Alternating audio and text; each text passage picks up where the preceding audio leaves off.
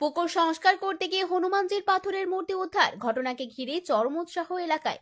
হুড়া থানার দলদলি অঞ্চলের চাকলতা গ্রামে বৃহৎ পুকুর সায়ের নামে পরিচিত। সোমবার সেই পুকুর সংস্কারের কাজ করার সময় পাথরের মূর্তিটি উদ্ধার হয়। এলাকার মানুষের দাবি, মূর্তিটি বহু প্রাচীন। এক হাতে গদা, অন্য হাতে পাহাড়, উচ্চতা প্রায় 1 ফুট, প্রস্থে 7 ইঞ্চি। মূর্তি দেখার জন্য চাকলতা সহ মানপুর, দলদলি, ভাগাবান গ্রামের মানুষ ভিড় জমিয়েছে পুকুর পাড়ে। পুকুর ঘিরেও ধর্মীয় ভাবাবেগ নিয়ে প্রাচীন রীতি ও নিষেধাজ্ঞা রয়েছে। গ্রামবাসীরা জানান, পূর্বপুরুষের থেকে শোনা এই সায়ের নামে পুকুরে নবদম্পতির অষ্টমঙ্গলে না পার হলে পুকুরের জল স্পর্শ করার নিষেধাজ্ঞা রয়েছে। এছাড়াও সন্তান জন্মের 6 মাসের আগে সন্তানের বাবা ও মায়ের এই পুকুরে আসা যাবে না। লোকমুখে কথা, এই পুকুরে মা দুর্গা শাখা পড়েছিলেন। ধর্মীয় ভাবাবেগ সম্পন্ন পুকুরে প্রাচীন হনুমানজির মূর্তি উদ্ধার ঘিরে মানুষের ধর্মীয় কৌতূহল আরো বেড়েছে এখন।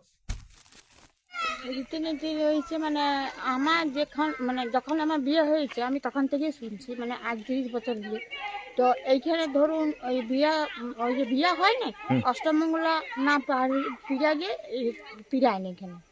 আর বাচ্চা আবুঝ না, বাচ্চা হওয়ার পরে যে বুঝনা হয়, তারপরে মারা চান করে, চান করে, কাঁচা কচলা করে।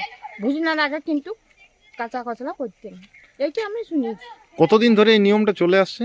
এখন আমি কি করে জানবো, ওটা তার আমি বলতে পারবো না। আমার থেকে আগে যারা এসেছে তারাই পারবে।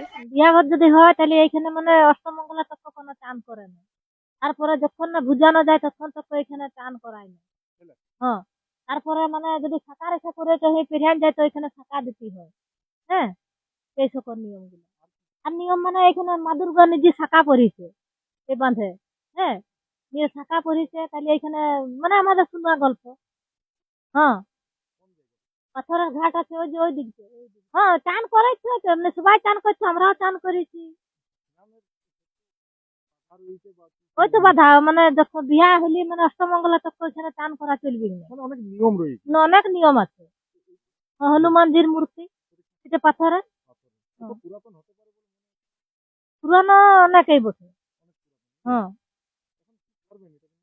এটাকে নিয়ে কি করবো, সবাই যা করবে, মন্দির করুক, যেই করুক, কোনো ওটা ঠাকুরের তো কোনো করার বাধা নাই।